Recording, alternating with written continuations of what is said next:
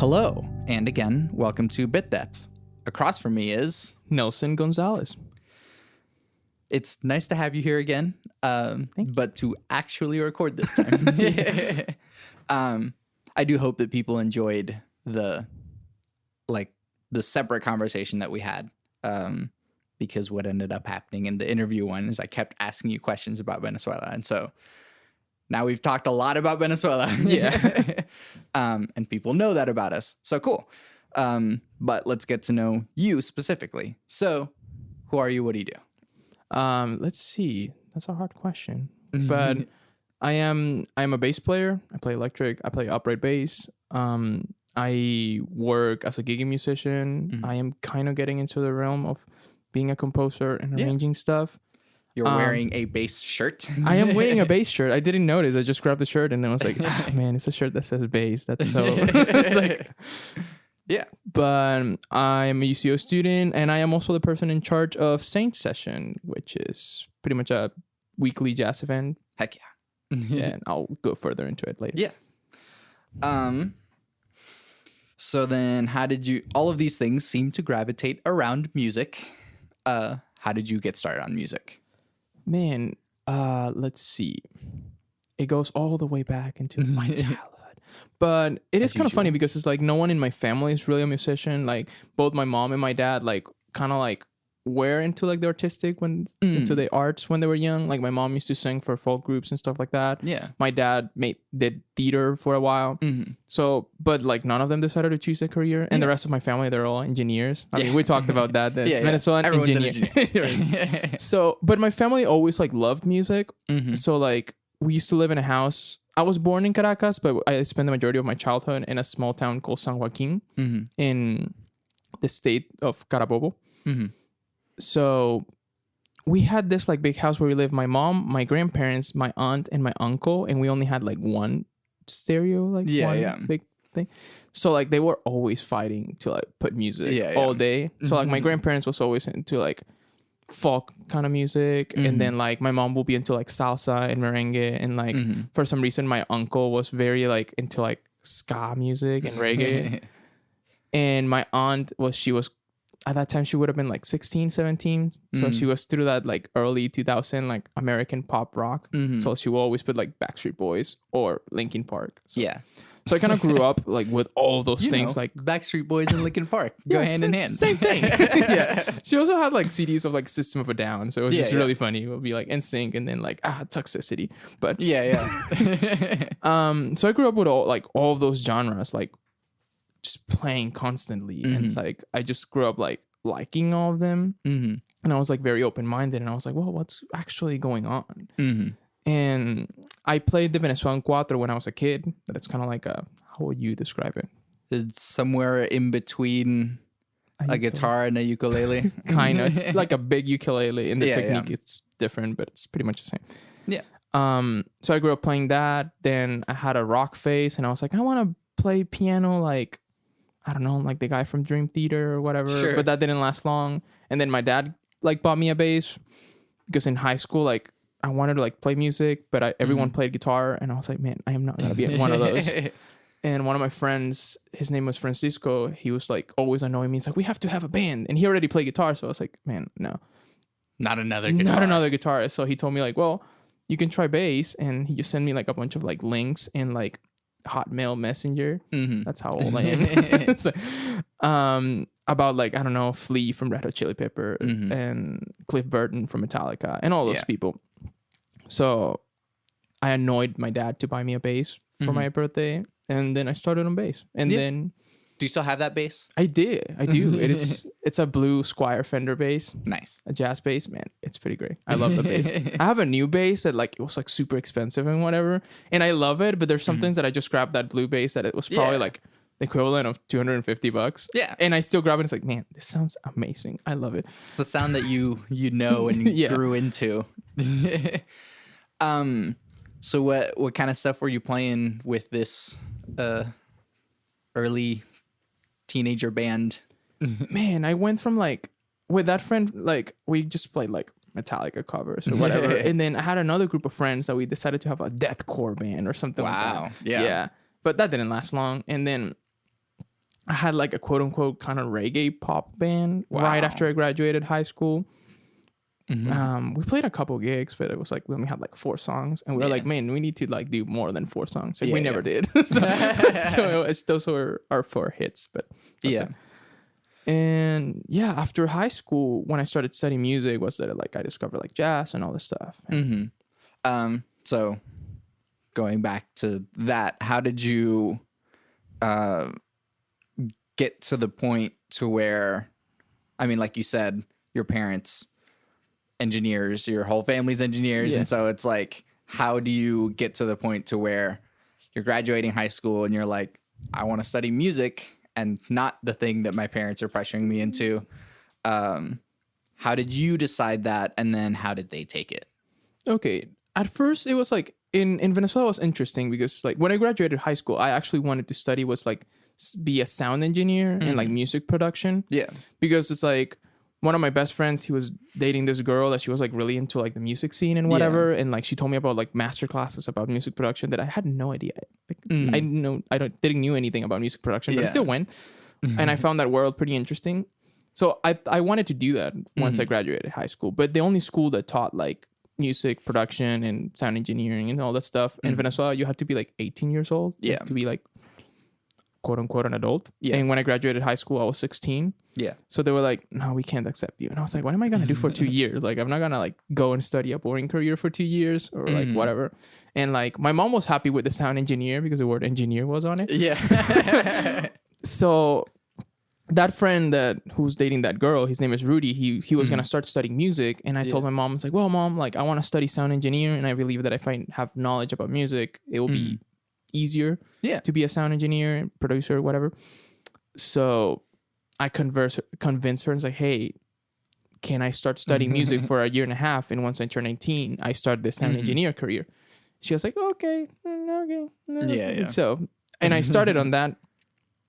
And 2 years later, I fell in love with like music. At that time, I was like studying like music, kind of like focused on like theory and like kind of like, it wouldn't be music education, but it was like very like theory oriented. So I changed to another institute that focused on like jazz and performance. And then I just never went back to the sound engineer part, and I just stayed there. And my mom just wanted me like, my mom was like pretty open-minded, but my mom and my dad. So like, as long as I was like not flaky about what I wanted to do, they were like, okay, if you showed, exactly. If I wasn't like responsible and like determined to do what I wanted, because I think we mentioned that on the other one that it's might like, have been. But yeah, as soon as you get flaky, we're gonna smack you into engineering. So you have all of those influences from when you were growing up, like Backstreet Boys, Linkin Park, and then also like reggae, ska, and like salsa and stuff. What are your biggest influences now? Man, it's complicated because it's like I can like break it down in parts and be like influences in composers, influences in players, and just influences about even just Venezuelan musicians. So like I can divide it in those 3. So if it's performers, bass players, there's people like Christian McBride, that's like this incredible upright bass player. There's Scott LaFaro and Eddie Gomez, who are the bass players for Bill Evans, who's an amazing jazz piano. And people just look at their trio stuff. It's amazing. It will change your life. But those kind of performers in kind of like the composing kind of side, I've been looking a lot into like the kind of contemporary jazz kind of deal, both for big band and not. So there's people like Ben Patterson and Maria Schneider that compose amazing stuff for big band. But there are also stuff like, there's this trumpet player named Ambrose Akim-Musier that he makes a lot of like weird contemporary music, like chamber music with jazz, with rap. So exactly, I really like that kind of vibe.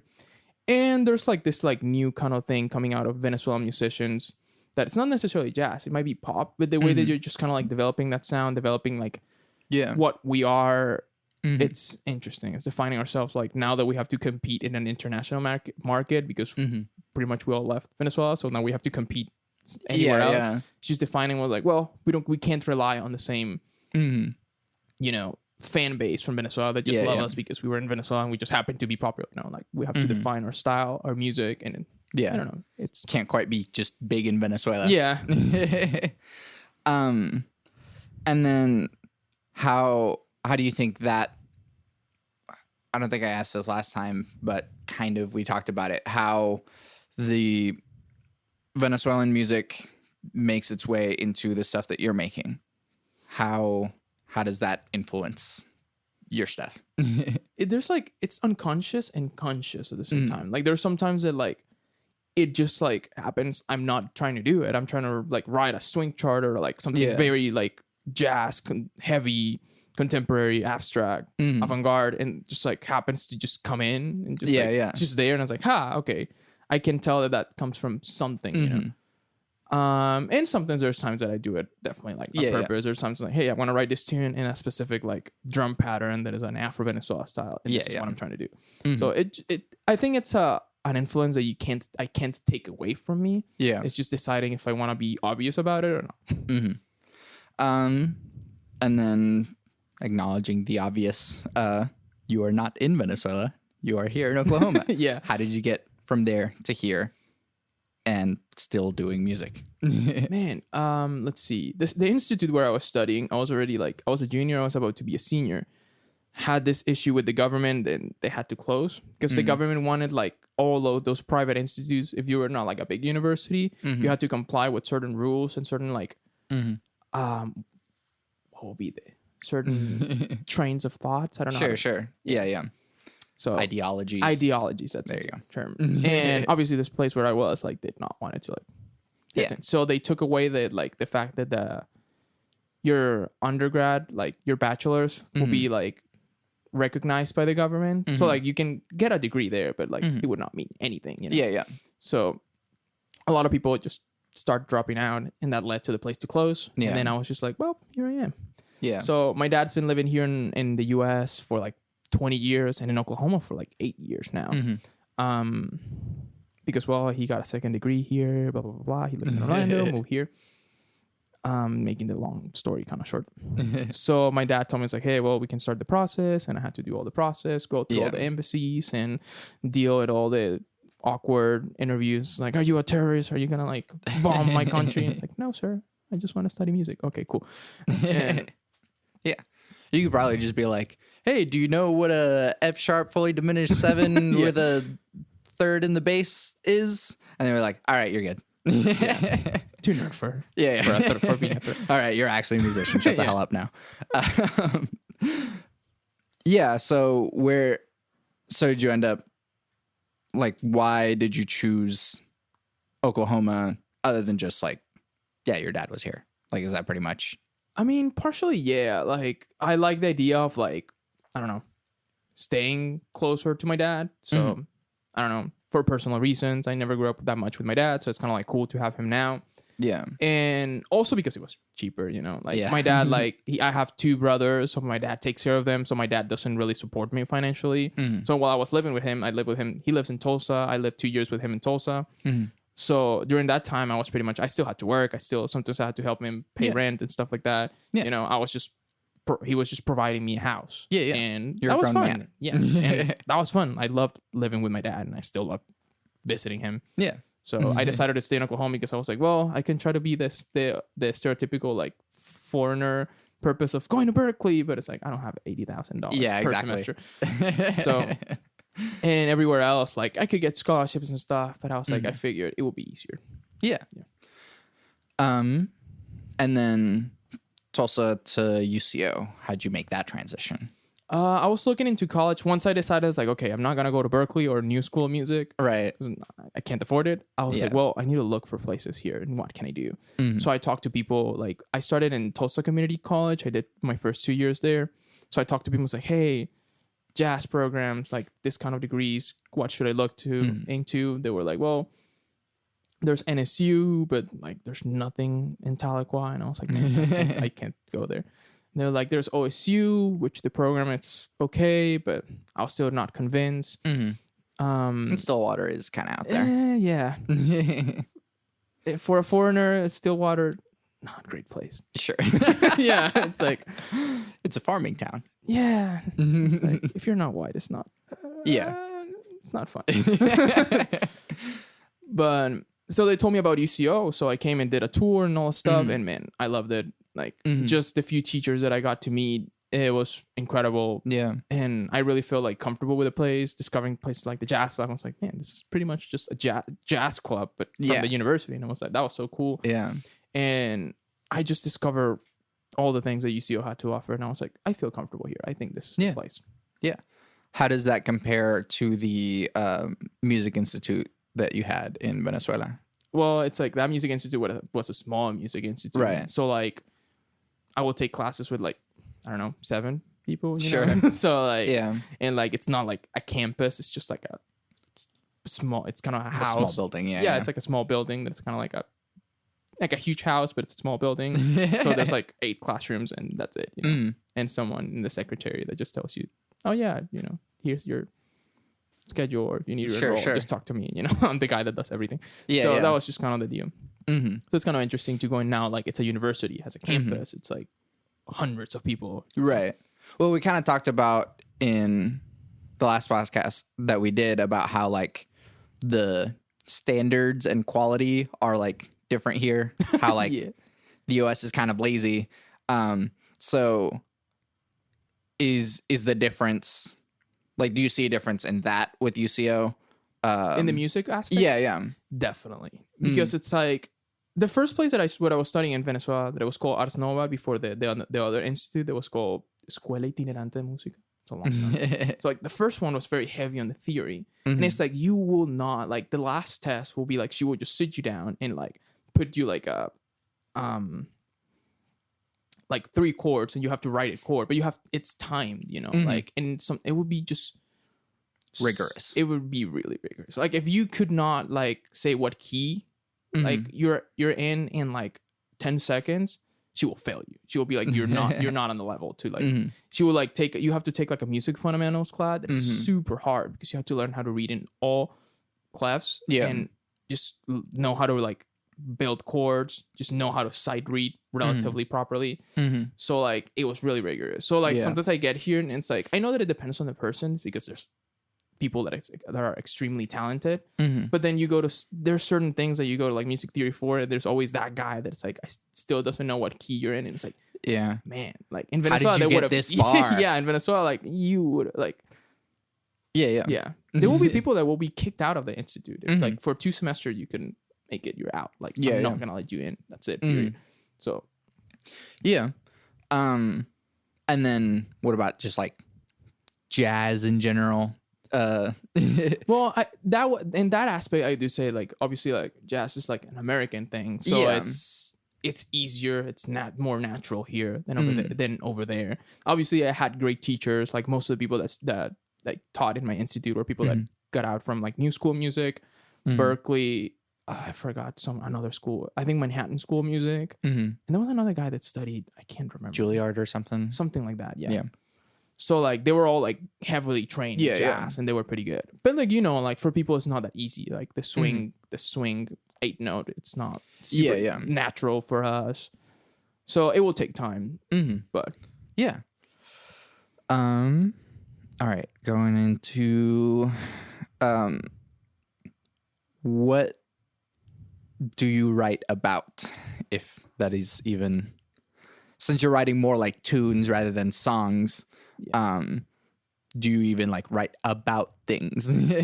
Yes and no. Like there are certain tunes that they just come out, and then I just put a title that I just like. I always have a lot of fun with titles for the tunes because I always try to like, give them a meaning, whether the meaning is just a kind of like a funny meaning or something just that it's like something just mildly relevant in my life to like something that it's important.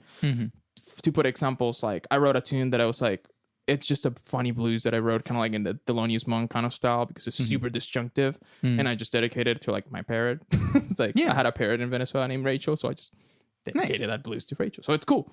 But then I played a tune this last combo concert that I brought that it's called Chromo Interference. That Chromo Interference is a piece of artwork that it's in the airport in Caracas, Venezuela, the Simon Bolivar Airport, that is like in the floor. So people argue that that's like the last thing that you see from Venezuela whenever you leave.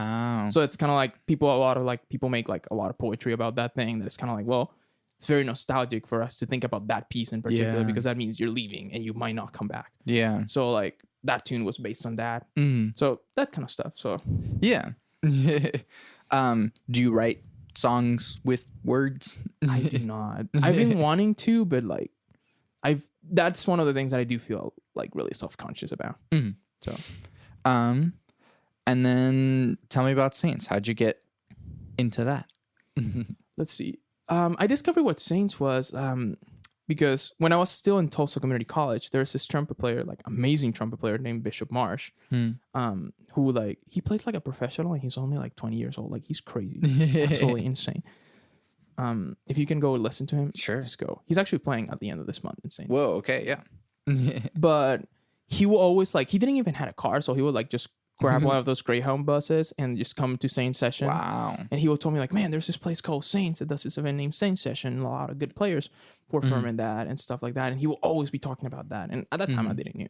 So once I moved here to UCO, someone told me about SaintsSession. I was like, oh, that's that event that this guy was talking about. So I went down and just like he said, like there's a lot of great players performing there. Like the event is really fun. The venue is really great. And I was like, nice. Then like a year after that happened, I started working with Christian Pearson, primarily for like gigs and stuff. I had a show there. I think it was September 5th of last year, if I remember correctly. And then me and Christian was just started talking. Like my degree is actually in arts administration. I'm not a music major. So like he was kind of like, oh, okay. So you like that part, like administration area, management and stuff like that. And at one point, like he asked me for like, if I could help him a little bit. So I started helping with like the door, just maybe finding some people to play until at one point, like Christian was kind of like, well, I need to focus on other stuff to build OK Sessions. Like all the stuff that he's doing is incredible. Yeah. It's getting huge. It's huge. It's like amazing. Like I admire that guy. So he needed a little bit like more space to take care of like the other bigger stuff. And at the end he was kind of like, hey, do you mind if you actually can like dedicate your time? It was actually specifically to SaintsSession to like, and I obviously said yes, and I was really happy about it. And it's an incredible project. Like I really like it. Are you finding it hard to get enough people, or is there just a surprising abundance of jazz musicians that we didn't know about? You mean to find people to book or find to book? I mean, there's a lot of jazz musicians here. Sometimes it's hard to find like do people that want to play like new music, because that's the purpose of what I want to give to SaintsSession is I want people to like this be like a safe space for you to like bring your weird tunes, bring the tunes that you're not going to play on the corporate gigs, you know, bring your music, express yourself and stuff like that. So there's some things that like I get people and they just get there and just call standards, and it still sounds amazing and I love it. They're amazing players, but it's just kind of like I would prefer like to like explore your like musicality in this place. It's not a corporate gig you're not playing. Right. I would prefer if this is not another background gig. Yeah. Especially because it happens every week. Yeah. You want to hear something cool every week. Yeah. So, but there's a lot of players here and there's a lot of people doing really cool stuff. Like last week I featured a group from OSU. Like they're like, some of them are still students, some of them already graduated. And they were incredible. Like half of those players, I didn't knew them. And I was just like, man, like, these guys are amazing. Yeah. Where the heck were you? You know? Yeah. Do you have like a goal for what you want SaintsSessions to become? Eventually I would like to be, it's to fulfill the void that like OKC doesn't have a jazz club. Because in this case, I cannot fully do that because this is not like a club dedicated to that. This is not my venue. This is just a venue that like gives me a space every week to do this event. But I feel that like there needs to be a good jazz environment in OKC, just like there's Duet in Tulsa that like brings all this big artists and it's like amazing and it's dedicated to that. I feel that Saints could potentially become that. But like it's a lot of work focusing on like, you know, promotion, trying to see if I can get people to like sponsor this to get more money for the bands and stuff like that. So tell me about arts administration. We talk so much about music, but then making the music happen is just as, if not even more important than playing the music. Yeah.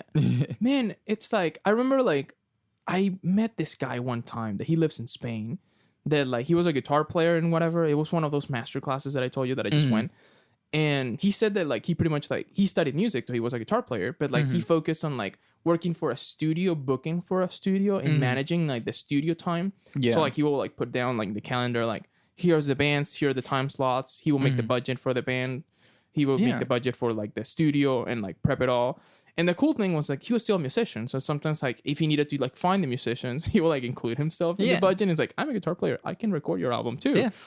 So like it was like pretty interesting that he will do that job, and I found that so interesting, finding that balance between like managing budgets, taking care of like what needs to be done for like an album to be recorded, but also still like record that album, still play with the artists and stuff like that.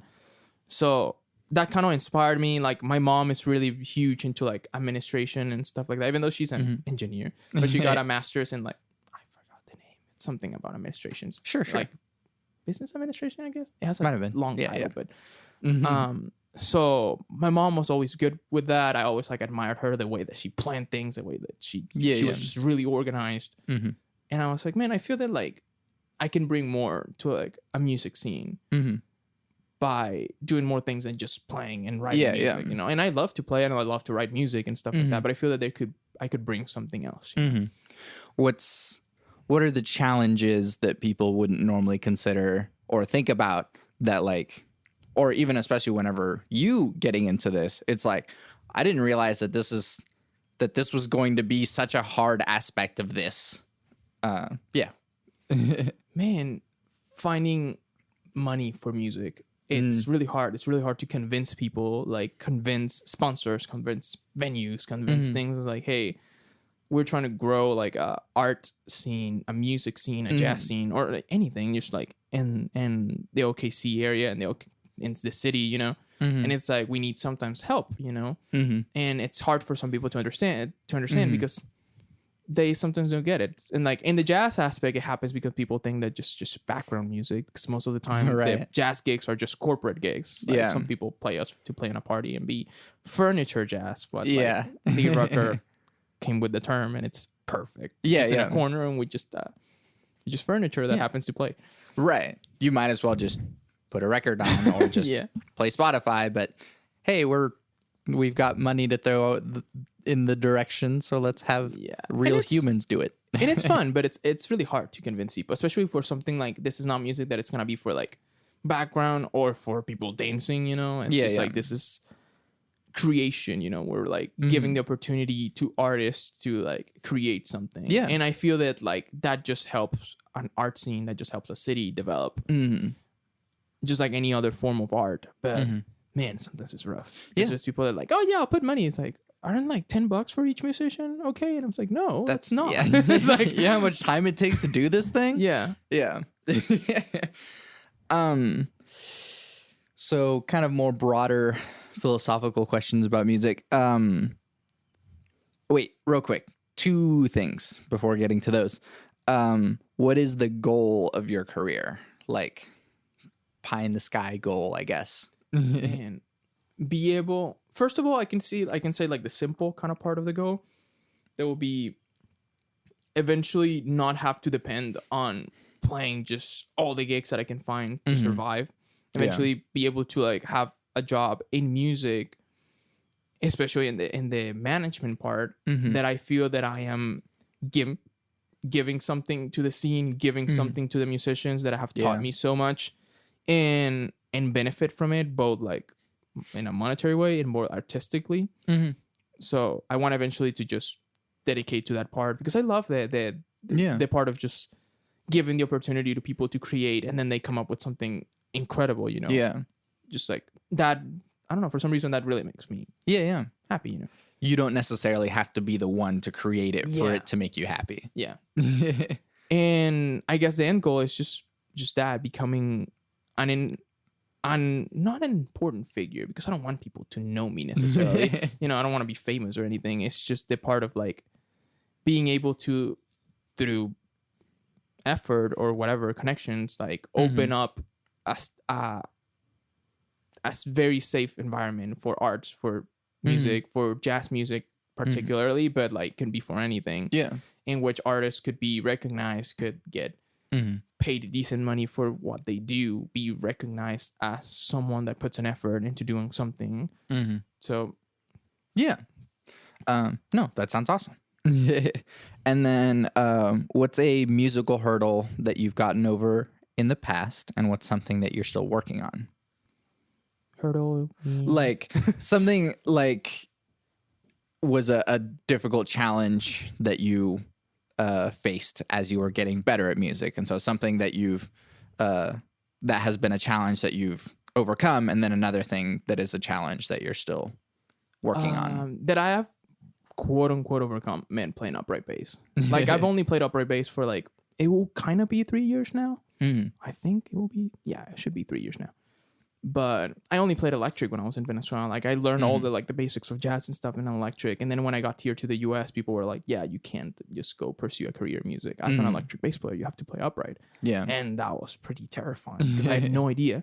So when I was in Tulsa Community College in my first semester, I didn't have a car. So I would just go there like at 7:30 a.m. and leave like at 8 p.m. Yeah. And like take all my classes and stuff. At all my breaks, I would just go and practice with the upright like 2-3 hours a day. And it was rough because it's like in electric, I already felt comfortable that I was getting somewhere. But with the upright, it's just like ground zero. Like you still know like the distribution of the notes. I still knew like what to play, especially in jazz, because now the sound of the upright is what I was trying to look for. Yeah. Because in electric, you never quite get it. Yeah. But the technique part was so terrifying. I was like, man, like I don't know how to make this sound. I don't know how to make this sound good. Like my hand hurts, my body hurts. So like I have to stand up. And what do you mean I can't have a chair? I mean, you can sit on a stool for an upright. Yeah, but it's a really tall stool. Yeah. So it was really hard. And I feel that like my efforts and being so stressed out about it actually led to something. Yeah. Like I perform gigs. I am playing with the UCO top jazz ensemble, and like I've been to places like China. We're gonna go to Switzerland. Yeah, we're playing in the Gen Jazz Conference in Reno, Nevada. We've done all these things, and it's like, wow, like I could not play this instrument 3 years ago, and I'm doing this, and I am kind of proud of myself for doing that. And it was rough. It was hard. I cannot say that it was like, it was easy. No, it's not. But I will say that the thing that I'm still struggling with is like the classical part of the instrument. Like I didn't, even though that I grew up with like multiple genres and stuff, classical was definitely not one of those. Yeah. So like I don't have an intuition for classical music. Like I don't really like, I'm starting to listen to it, but it's still kind of hard. So like developing that part that like the bow is an extension of my hand, it still takes time. I've got better, but I will still not play a classical at all. Like, don't call me for that. Right.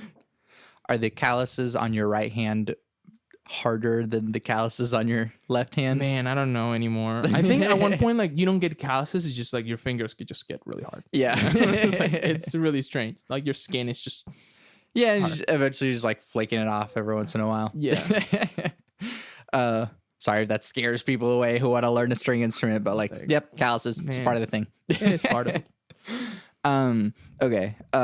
What contributes to a successful artist or musician? Man, being humble, I'll say. Besides that, because I don't believe in talent necessarily. There are people that are kind of like gifted, and they just get things incredibly easy and fast and stuff. Sure.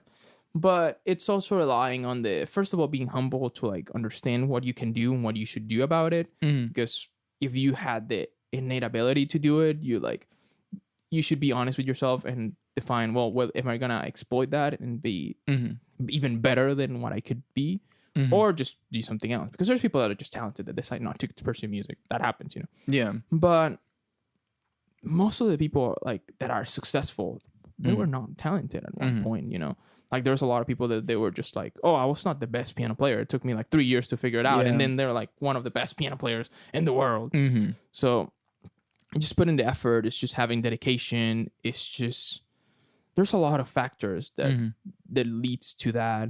Primarily it's just that dedication. Just be focused on what you want to do, have an idea of what you want to do. I think that's a big issue in musicians, is that we find out all this kind of paths that we can take. It's like, I can be an arranger and composer for video games or for movies, or I can just be a great performer, or I can be a teacher, or I can there's like this bajillion paths that you can find, and sit down and define what you want to do. You can always take that class about composition for video games, or you can always take the class for like jazz and advanced improv another day. You know, focus on something, be good at it, develop it, and then explore yourself. Damn, freaking at me next time.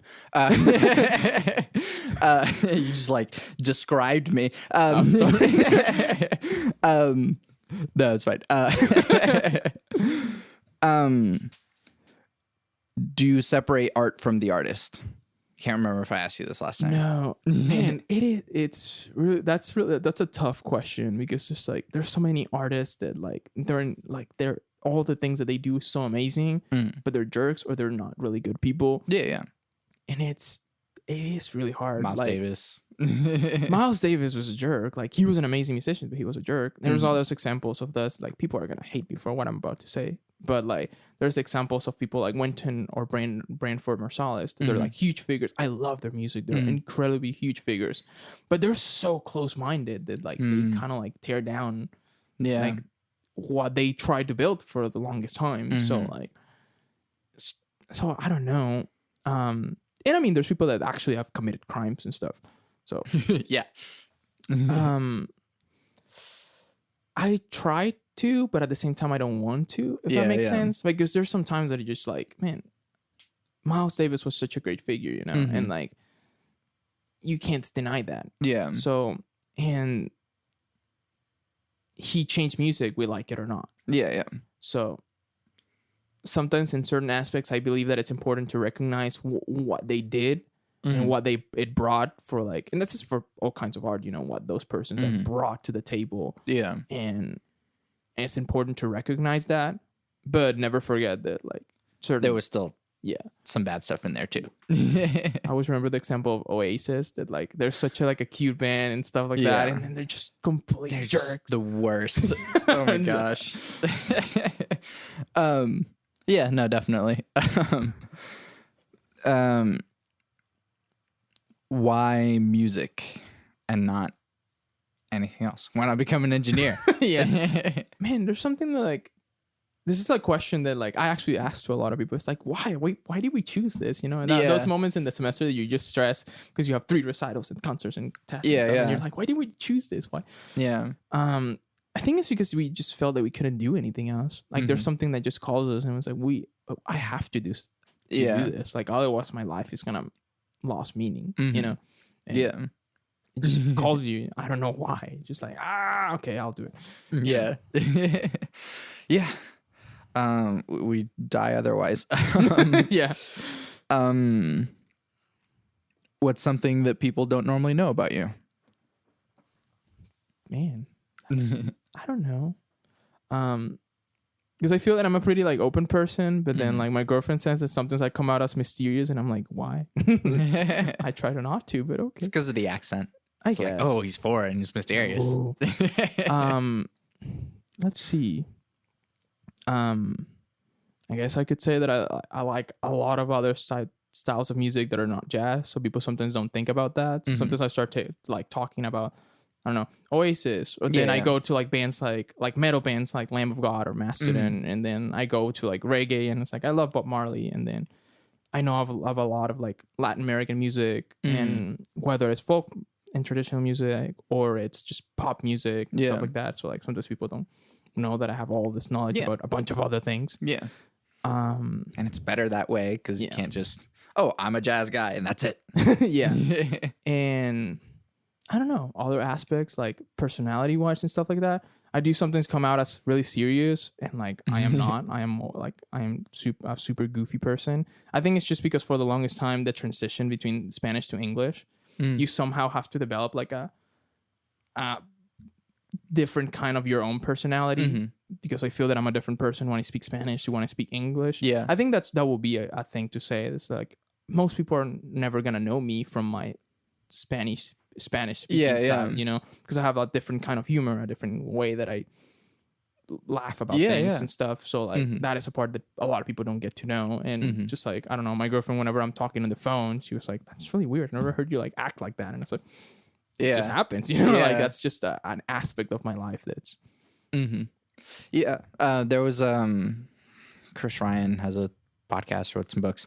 But he talked about how a similar thing whenever he would watch a girlfriend they used to have on the phone, he would like notice her mannerisms would change whenever she would speak in a different language. And there's something about like how, like almost even comparing it to like, do you know about dissociative identity disorder? No, it's like multiple personality disorder. Yeah. It's like almost in that realm where you almost like physically change or like mentally change your personality whenever you code switch. But yeah, that's a different thought. We can go in that rabbit hole for like right 3 hours. What advice do you have for musicians starting out? Man, don't give up. Like, this might be harsh, but it's like your first tunes might suck, your first gig might suck, your first recital might suck, you know, and that's just gonna happen, you know. That's just how you get better. Just don't give up. Just like understand that there's people that like, man, I put myself as an example. Like, I've never been a fast learner. When I was like in that institute in Venezuela, I actually failed solfege twice because I could not get it, you know, and I was always frustrated that my best friend that was a drummer passed the class with an A immediately. And I was like, why can I not get it? Like, I play a harmonic instrument, whatever. I'm like always thinking about chords and stuff all day, you know. So like, it's just a dedication. Just like try to get better. Just practice. And I know that sometimes it's hard to practice. I know that sometimes it's like you kind of like don't feel the motivation, but you're going somewhere. It's hard for a person to see yourself and be like, oh, I can do this.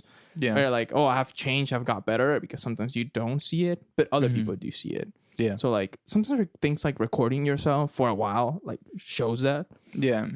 So I will advise that. I will advise explore all kinds of music, compose anything that you want. It doesn't matter if it has 1 chord or 300 chords. Yeah. Just experiment with it. Just listen to new music. Transcribe a lot. I feel that that's a thing that like if you're not a jazz musician, you can do it too. You know, you just play riffs from other bands. Yeah, you just play drum grooves from like other bands, and you just get that language into you. And eventually, you yourself is gonna come out. You know, with all of those things added. Sweet. Navigating away from music. Okay. God indeed. Yeah. What is the role of spirituality or religion in your life? Let's see. I have to start with like this story or my background. As a Venezuelan, and we talked about this, it's like I'm a Catholic, or at least I grew up Catholic. Yeah. Because everyone in Venezuela is just Catholic. Yeah. So, or at least pretends to be. Yeah. And so, but my way to connect with spirituality was really interesting, because I will say that my grandma was a very important figure, my great grandma and my grandma, because especially my grandma was like a really tough woman. Yeah. And she was always kind of like, she like didn't trust a lot, like churches and people that like work directly with the church and stuff. Because she like doesn't trust a lot of people. Like my grandma is very tough. Like, you know, like, you always have to like stand your ground. Don't trust in everyone, you know. And like, man, I love my grandma. So she was always kind of like, you can trust Jesus, but you don't have to trust the church. Like, don't do it. It's like, you don't have to trust those people if you don't want to. Huh. So I really admire that part of her. That made me question a lot of things, and made me understand the role of like the things that I believed and the things that I stopped believing and the things that I started believing again or whatever. They're more a role of like culture. They're my family. They're my background. There's like some sort of comfort to it. Like my great grandma taught me how to pray when I was like 2 years old. Like I don't even remember him teaching me that, but I still remember all the words and stuff. And I take it more like not in the religious aspect, as more of something that connects me with my family, with my culture, with just what made me be who I am. Yeah. You know, so like I don't go to church. I don't really believe in established religion at all. Yeah. Like, so I don't necessarily pray for the reasons that people pray necessarily. It's just kind of like it's kind of like a way to meditate and connect with them. I don't know. The things that, I don't know, made me happy, make me happy. So. Yeah. Then what is your definition of God? Man, going back to like my grandma and like also my mom influenced me in this. Kind of like they believe more than like that God is not necessarily this like giant guy in the sky, just like you can't do this or you should do that or whatever. You know, it's more like God is all the good things that happen in the world. God is love. God is like that in humans that leads you to like help others, help yourself, take care of, you know. Yeah. It's just all the good feeling. It's all the, I will say love. Like my mom will always tell me like God is love. Yeah. And like on the other side of the coin, it's just like the quote unquote devil, instead of being this like bad guy underground that's like, do this. It's more like all the bad things that we humans have, that the decision of like yell at someone, the decision of being, doing bad things to other people, the decision to being selfish, the decision of being, can go all the way into like being racist, being discriminatory, or discriminate people. You know, those are things are the devil, not an imaginary guy underground. And those influences of talking about decisions, is free will an illusion, and or why? I believe that like we do have free will, just people have it harder than others. It's just because like you grew up in a certain way, you grew up in environments that leads you to take certain decisions, see some things, believe some things, so whatever, and that could be really like stuck in your head, you know. Yeah. Someone that grew up in a racist household doesn't have to be racist, but probably for a while will be hard to like be like, I want to get out of this, you know, but like my mom told me this, but like I have to break from that. Yeah. So like you have the decision to be okay, you know, I'm gonna think different. Yeah. It's just like all the people that have terrible lives might do terrible decisions, but they right in the moment before making terrible decisions, they can decide not to, you know. It's just really hard, you know, because everything has pushed you to that end. Yeah. But at the end, you choose. Yeah. You decide not to do it. Since you are not necessarily religious, how do you determine what good behavior is? Man, that is a hard question because morals and stuff and ethics are like relative. We go into like very philosophical terms. That's the point. I always base on things based on like acceptance and love. You know, just love people, just be acceptance of what they do. Just don't hurt others, just don't hurt yourself. And be forgiving. Those are just kind of like the main factors that like that I feel that they're more pure. You know, and those teachings might come from like my Catholic background and sometimes just by logic and things that I've experienced in life. That makes me think that it's kind of like, man, there's people that have done terrible things, but like if I just get mad at them, if I'm just angry at them, if I just hate them, that just continues a cycle of hate. And it's like, you know, just accepting, just forgiving that person. They might do it again. Who knows? You know, there's bad people out there. But understanding that I don't have to connect with that. I don't have to like, they don't have to get hurt. I don't have to hurt myself because of them. Yeah. I don't know. Yeah. Kinda. No, I like that. How do we reduce the division? Man, just accepting that people are going to be different, accepting that you might be wrong. Well, you said that with, like, you always say that. It's like, accepting that like maybe my truth is not the real truth, but it is for me, you know. Like if you're a really religious person and that's what you think it's right and that's what's for you, and that's gonna be right for you, but not for other people. So just accepting that other people are gonna be different and that you know, that's just how it is. No one can be the same. No one can follow the same religion, like ideologies, whatever, dress the same, act the same, look the same. Yeah. Exactly. And that's a good thing. Yeah.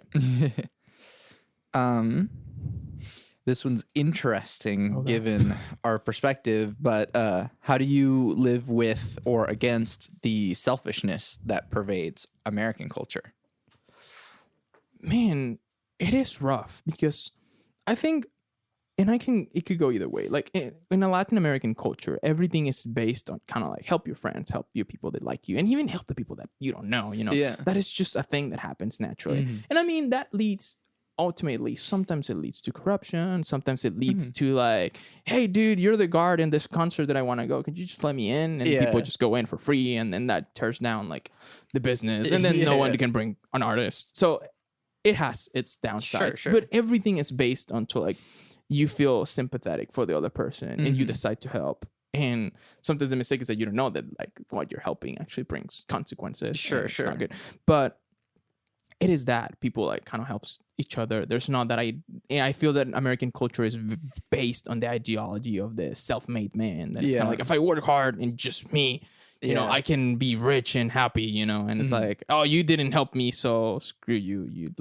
And that comes with like just people naturally. They're like, oh, why do I have to like pay money for other people to be happy? They can just do them themselves, you know. So like, I feel that like, even people can be as open-minded or close-minded. I feel that that's still a thing that's very part of the American culture. That it's like, I worked for this. It's just for me. Yeah. You know. So. But then how do you interact with that? Man, just trying to like. I feel that instead of trying to change them, like being like, oh, you have to like open your mind to like this. It's just kind of like showing how I do things. And some people respond really nicely to it and some people don't. Some people are like, I've had people like, I worked for a while in a Starbucks because I just quit finally. Wow. I got a better job. But like there will be people that sometimes I will like give them a drink for free because it could be because like, I don't know, the machine was not working and I didn't feel like fixing like the computer to like make them pay. Yeah. Or there will be just times like, man, this person was super nice to me. Everyone has been a jerk to me lately. So like, let me just give them for free. And people will be like, no, I want to pay for it. It's like, but I just want to give you the drink for free. I actually had a lady that she was like, no, I want to pay for it. And I was like, sure. Okay. Yeah. It's all good. You know, but it's always showing that compassion to people that like, that sometimes people find it like interesting. Like, wow, like I didn't expect that. And sometimes I think that creates more change than just, you have to be like this. So, yeah. And also the massive corporation that is Starbucks, I think can take a few free drinks here and there. So I think you're good. What are you optimistic about for our future? You mean as a country or as people or? Yes, however you want to take that. I think people think that like we live like we always like, especially like now with like media and everything, we think that we live like the worst time ever. You know, like everything's wrong. It's like I feel that like before it was way worse. We just didn't know what was going on. Yeah.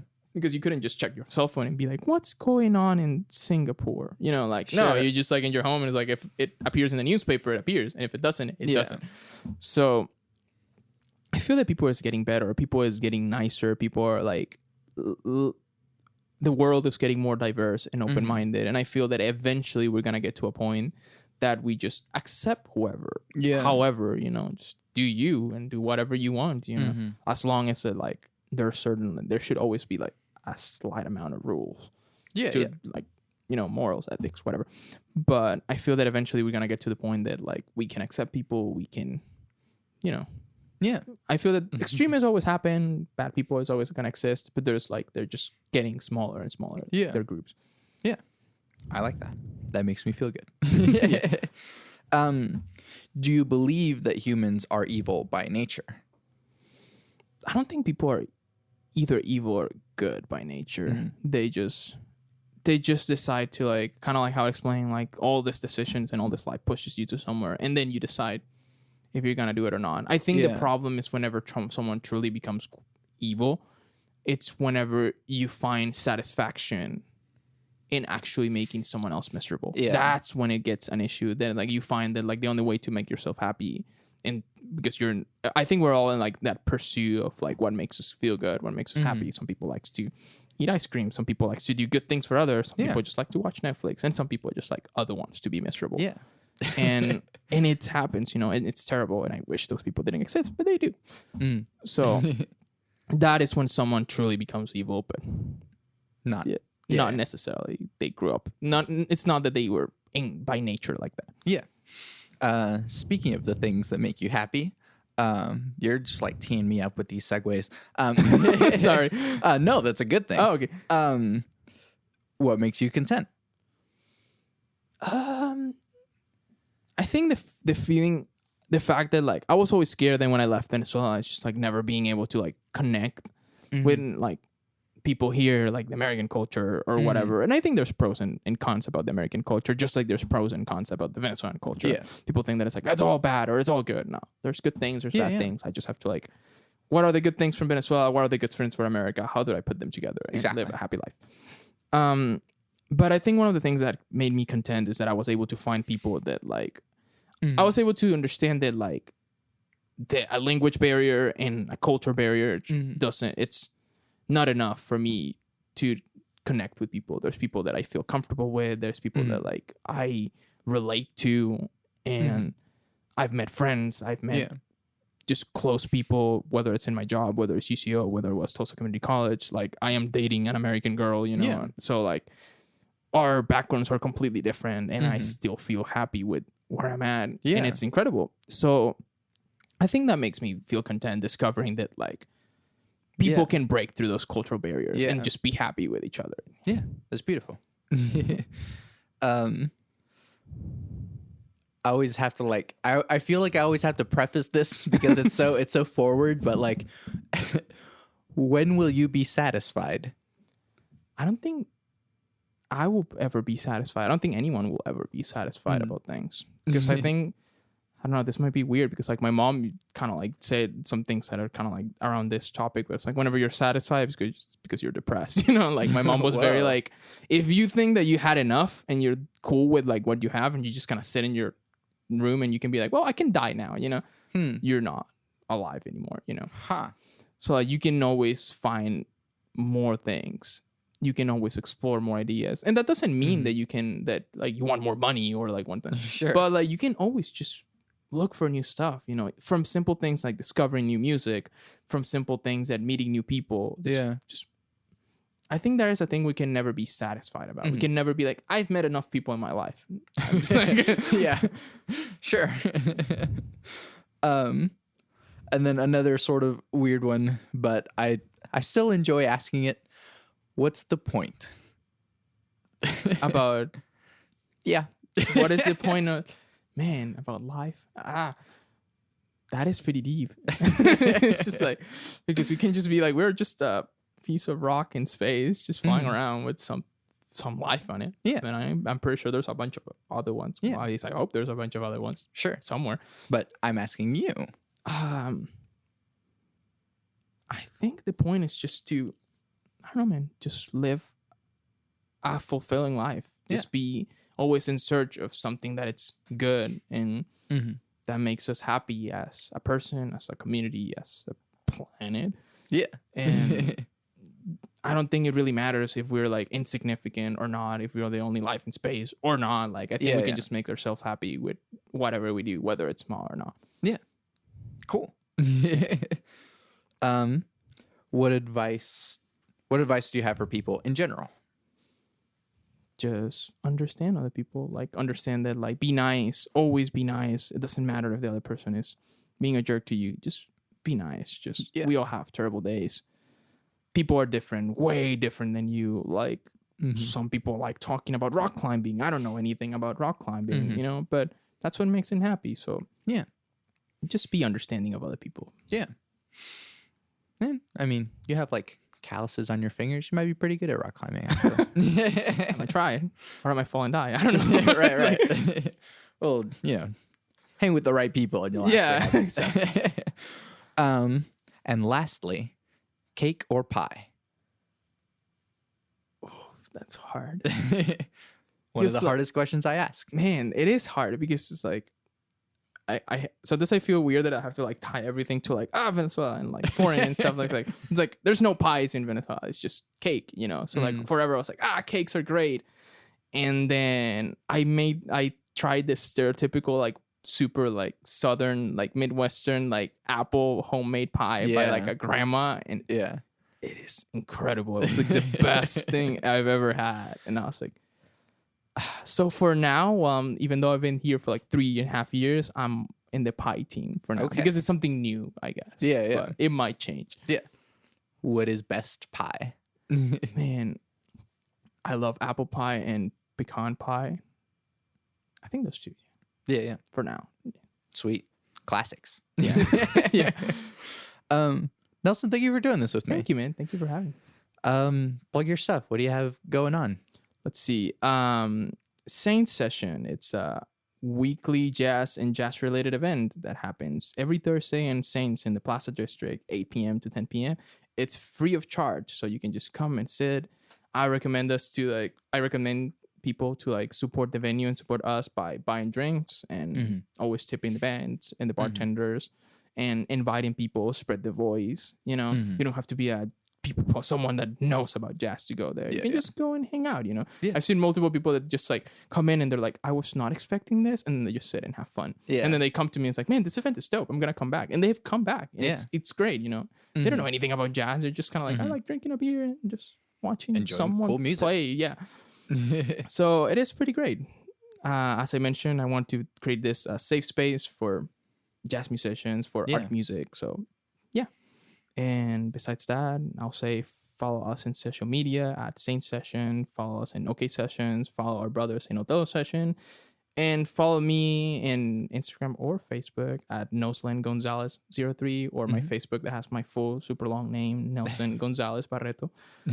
I am trying to post music. I am trying to post a lot of like the stuff that I've been working on. I always try to put where I gig and stuff. Eventually, I want to be able to like put together EPs, albums. I'm writing more and more music, so I'm excited about it. Heck yeah. What's your like full name? It will be Nelson Alejandro Gonzalez Barreto. Yeah.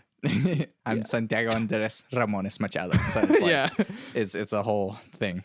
But it always sounds super cool to other people. It's like, whoa, that sounds foreign and nice. But yeah. Have you ever had to fill out some paperwork where you can't put the two last names because it doesn't fit?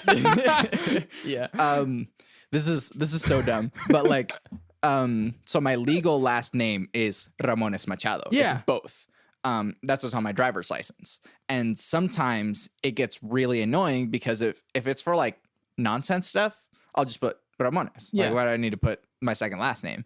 But like for whatever reason, whenever I got DACA, they, because I think whenever you fill it out, it's like, here's your name, but then what's some other names that you've gone by? Yeah. And so I put like, Ramones Machado is like, and so they actually put that one as my full last name. And so I'm stuck with both last names as like my legal last names. Yeah. And so sometimes stuff, like if they check my social security or something, they're like, oh, well, that's your full last name. And so sometimes I'll like, get notifications back, be like, hey, something didn't line up with your last name. It's like, man, that happens to me with taxes, with like FAFSA, everything. Because some of them you have to put the dash, the little like dash between the Gonzalez Barreto, and sometimes you don't, and sometimes and like there was one time or something, I can't remember what it was. I was filling out some paperwork. I think it was for a job application that it asked me your name as spelled in your social security. Yeah. And like it didn't fit. Like legit, there was no like capacity for me to put Gonzalez Barreto in the thing. So I ended up being like Gonzalez Bar. And they were like, this is not your last name. I was like, it is. It just doesn't fit. Just update your page, Yeah. Sometimes people have really long last names. Just let us fill out the thing. Or I don't know. I feel like anyways, that's a whole other conversation. Well, once again, thank you for doing this with me. Thank you, man. I'm Santiago Ramones. I'm Nelson Gonzalez. You can find everything that I do on my website, santiagoramones.com. I make music. There's all of my singer-songwriter stuff, actually on just the main page, just like my demos. But then you could just go to like the music page, and there's like singer-songwriter stuff. There's some like electronic composer stuff. There's some Power Cycle stuff. Stuff with Power Cycle. Recently, we just got on Teespring, and so it's like you can, I've been designing and putting stuff on shirts, so you can go on there and just get like the Power Cycle logo on a shirt, or you can get like one of our album covers, which is Too Many Damn Cables, and it's just like a whole bunch of cables on a shirt. Title. I think it looks pretty dope.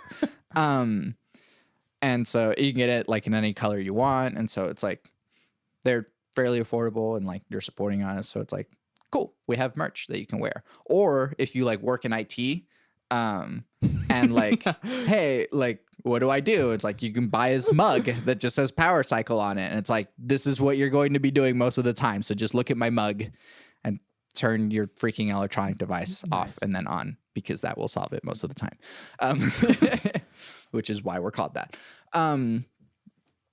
And what all do I have going on? I don't know about Norman Music Fest, but they haven't. You're also playing in Saints, though. I am playing at Saints in May 7th. And as we already know, that is a Thursday night. Yeah. And Nelson will be there playing bass, and I'll have a jazz band doing some different stuff than what I normally do. So yeah, check that out.